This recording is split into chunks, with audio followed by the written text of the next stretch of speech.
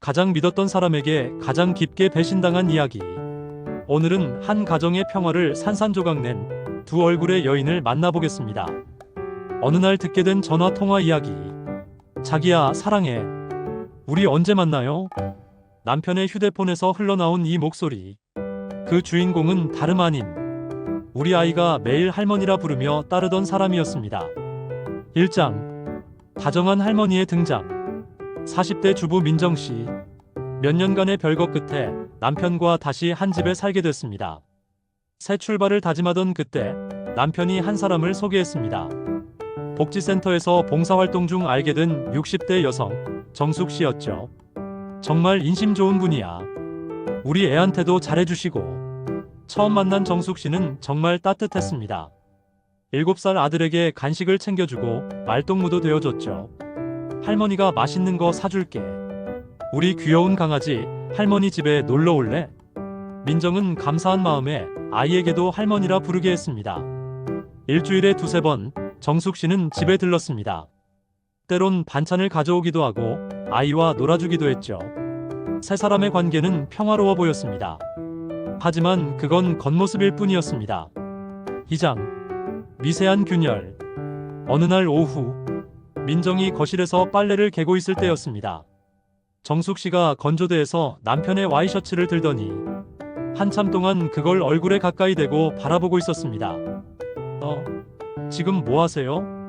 민정이 묻자 정숙 씨는 깜짝 놀란 듯 셔츠를 내려놨습니다. 아, 뭐가 묻었나 해서.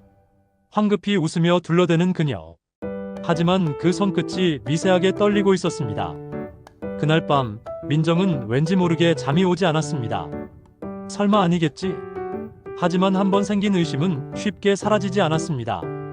3장. 배송된 의문. 며칠 뒤 평범한 오후였습니다. 남편의 휴대폰에서 알림음이 울렸습니다. 배송이 완료되었습니다. 민정은 고개를 갸웃했습니다. 뭘 시켰지? 오늘 아무것도 안 왔는데? 남편이 샤워하는 사이 민정은 주문 내역을 확인했습니다. 그리고 눈이 커졌습니다.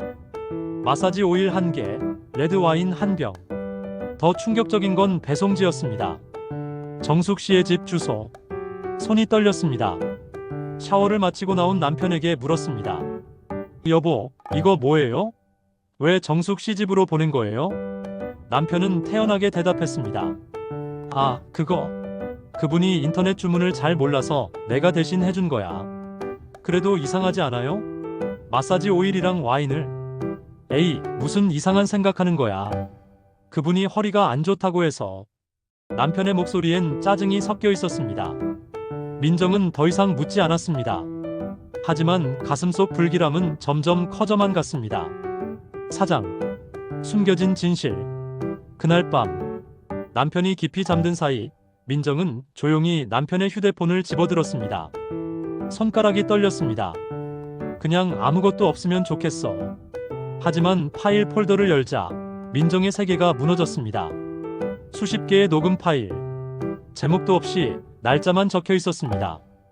떨리는 손으로 첫 번째 파일을 재생했습니다. 자기야, 오늘 너무 보고 싶어. 저도요. 언제 올 수 있어? 내일 낮에 우리 집으로 와요. 아무도 없을 때. 분명한 정숙 씨의 목소리였습니다. 그리고 그 다음 녹음. 어제는 정말 좋았어. 당신 향수 냄새가 자꾸 생각나. 민정의 눈에서 눈물이 흘러내렸습니다. 믿었던 두 사람의 진짜 얼굴이 그 안에 모두 담겨 있었습니다. 5장. 폭로의 순간. 다음 날 아침 민정은 남편을 마주 앉혔습니다. 이게 뭐예요? 녹음 파일을 재생했습니다. 남편의 얼굴이 새하얗게 질렸습니다. 미안해, 정말 실수였어. 외로웠고. 외로워서요? 우리 다시 시작하자고 했잖아요. 정숙 씨가 너무 잘해줘서 그냥 위로받는 기분이었어. 민정은 허탈했습니다. 더 큰 충격은 정숙 씨와의 대면에서 찾아왔습니다. 민정이 정숙 씨를 찾아갔을 때 그녀는 오히려 당당했습니다. 당신 남편이 먼저 접근했어요. 내가 피해자라고요. 그럼 이 녹음들은요? 당신 목소리잖아요. 그건 남편이 유혹해서 어쩔 수 없이. 게다가 정숙 씨는 주변 사람들에게 거짓말을 퍼뜨리고 있었습니다. 우린 그냥 친구 사이였어요.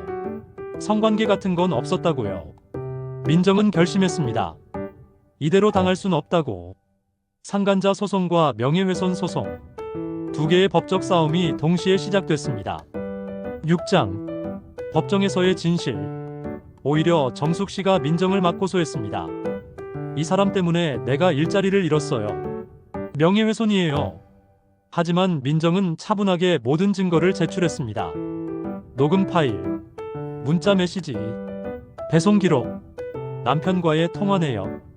법원은 명확하게 판단했습니다. 정숙 씨의 불륜 사실을 인정했고 위자료 배상 판결을 내렸습니다. 결국 민정이 소송에서 승소했습니다. 하지만 민정의 마음은 무겁기만 했습니다. 남편과의 신뢰는 이미 회복할 수 없이 무너져 있었으니까요. 민정은 남편과 이혼했습니다. 더 이상 함께할 수 없었습니다. 미안해. 정말 미안해. 떠나는 남편의 마지막 말. 민정은 대답하지 않았습니다. 이제 민정과 아들 단둘이 남았습니다. 민정은 다짐했습니다. 다시는 겉으로만 따뜻한 사람을 함부로 믿지 않겠다고. 어느 날 아이가 물었습니다. 엄마, 할머니 왜 안 와? 보고 싶어.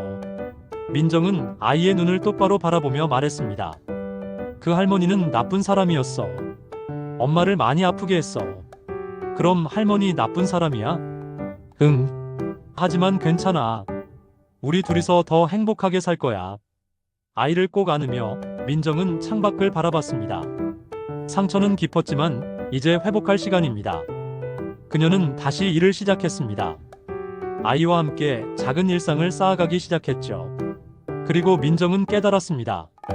믿음이 깨진 자리에서 더 강한 사람이 될 수 있다는 것을 말이죠. 한 달 뒤 정숙 씨는 동네에서 모습을 감췄습니다. 복지센터에서도 주변에서도 더 이상 그녀를 볼 수는 없었죠. 민정은 이제 앞만 봅니다. 우리 둘만의 인생을 이제 시작하는 거야. 아이의 손을 잡고 민정은 한 걸음 한 걸음 나아갑니다.